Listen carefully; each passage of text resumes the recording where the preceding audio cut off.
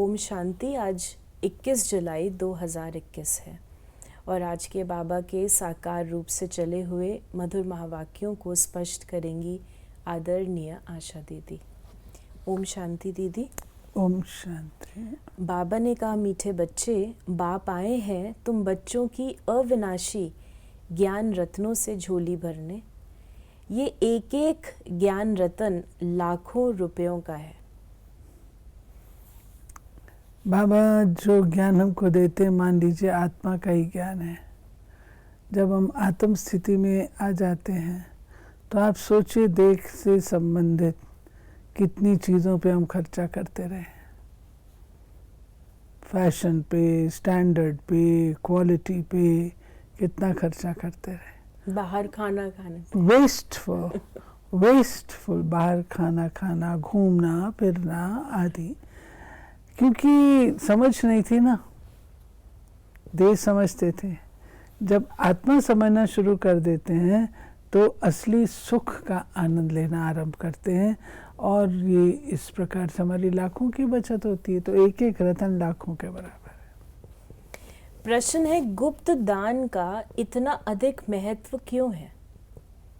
क्योंकि बाप तुम्हें अभी गुप्त ज्ञान रत्नों का दान देते हैं। इसे दुनिया नहीं जानती, फिर तुम बच्चे इस ज्ञान रत्नों का दान करने से विश्व की राजाई ले लेते हो। ये भी गुप्त है, न कोई लड़ाई, न कोई बारूद आदि, न कोई खर्चा। गुप्त रीति से बाप ने तुम्हें राजाई दान में दी, इसलिए गुप्त दान का बहुत महत्व है। फिर बाबा की सारी चीज़ गुप्त देखें, वो स्वयं गुप्त, उनका आना गुप्त, उनका कर्तव्य गुप्त, पढ़ाना गुप्त, सब कुछ गुप्त है। तो इसलिए बाबा कहते गुप्त। बाबा ब्रह्मा दान जब करते थे तो उनके काका मूलचंद थे। तो वे कहा करते थे, बाबा बताते थे, वो जब दान करते थे एक हाथ से ऐसे देते, इसको पता नहीं होता था, इस हाथ को पता नहीं होता था, ऐसे। और चुप करके जो कोई व्यक्ति करता है उसका भाग्य अधिक बनता है। यहाँ पर बाबा ने ये सिस्टम रखा है। कहीं पर किसी के नाम की बिल्डिंग नहीं है, किसी के नाम का वो नहीं है। क्यों? जब आपका नाम लिख गया तो आपकी वाहवाह तो हो गई, तो जमा नहीं होगा।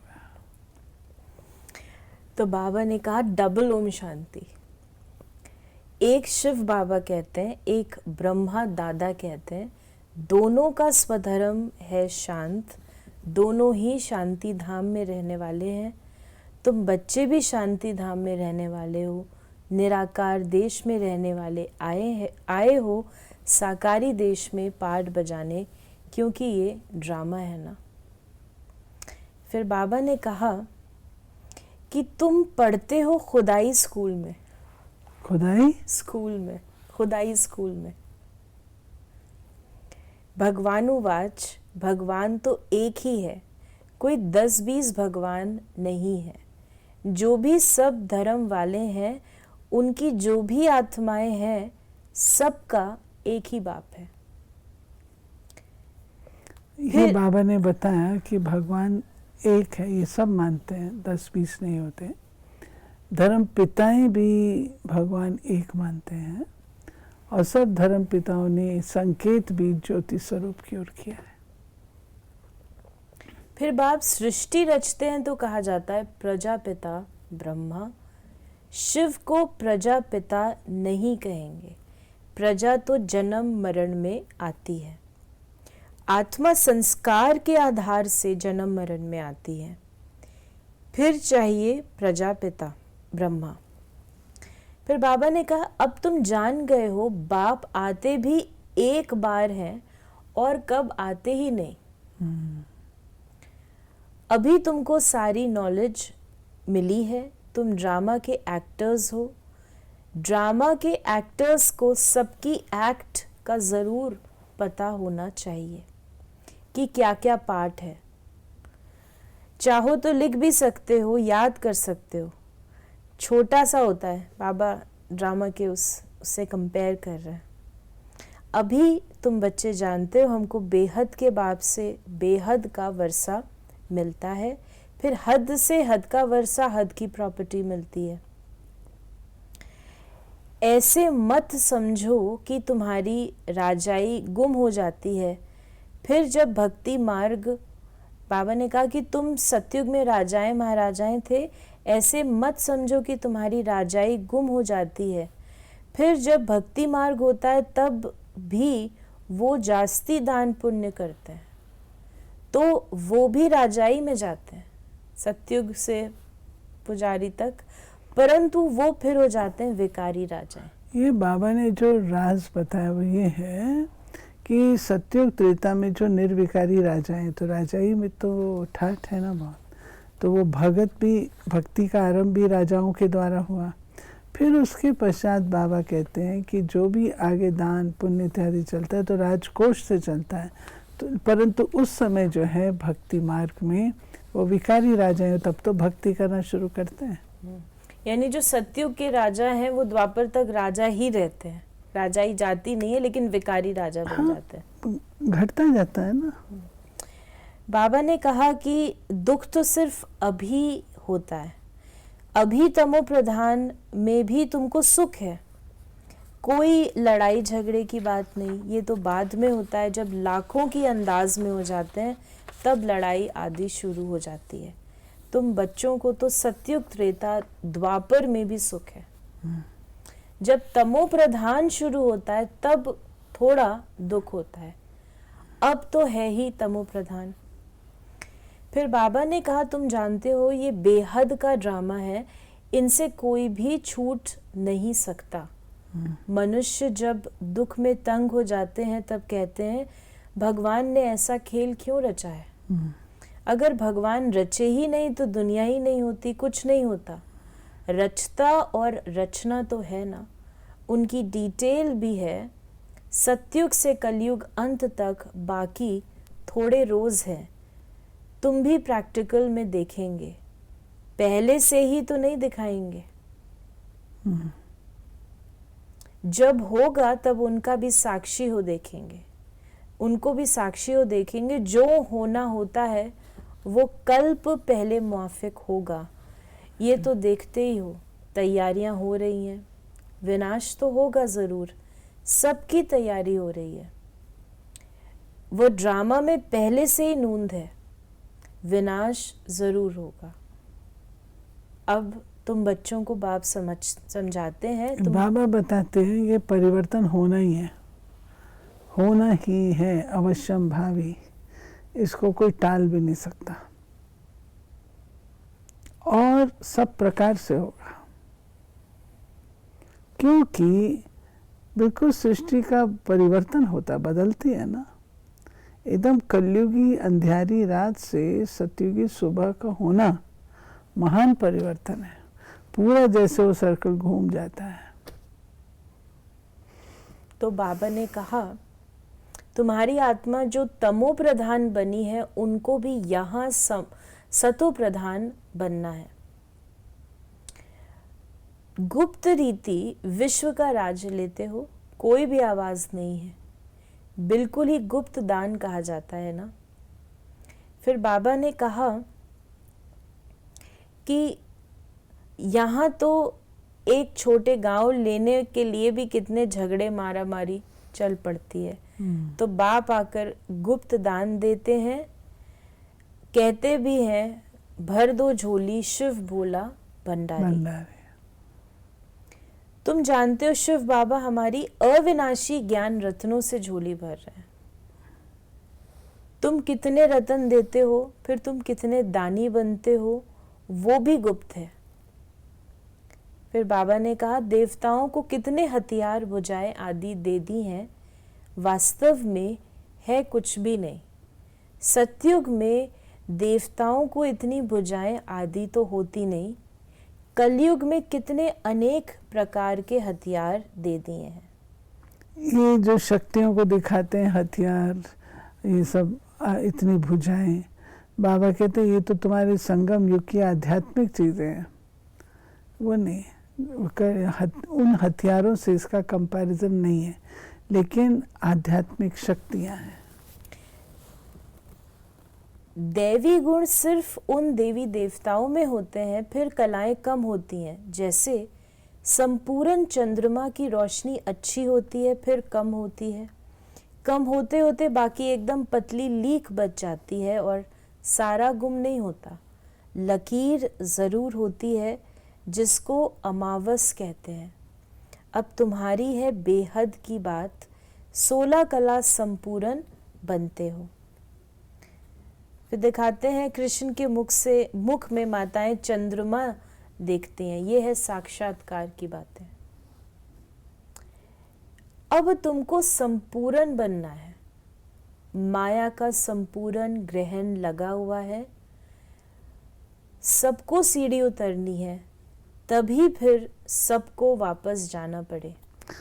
ये बाबा कहते हैं कि अभी तुम जो पढ़ाई पढ़ रहे हो ना, तो उसके बाद पढ़ करके तुम क्या बनेंगे? संपूर्ण बनेंगे। जो आपको चित्र दिया गया कि आपको ऐसा देवी देवता बनना है, तो उस अनुसार आपको संपूर्ण तो बनना पड़ेगा। अभी संपूर्ण ग्रहण लगा हुआ है, संपूर्ण ग्रहण उतरे, पुरुषार्थ करें, फिर वो संपूर्ण स्थिति को प्राप्त करें। तुम तो अभी थोड़े हो, ये पहले कह रहे हैं, हम तो इतने सारे हैं। आहिस्ते आहिस्ते वृद्धि होगी।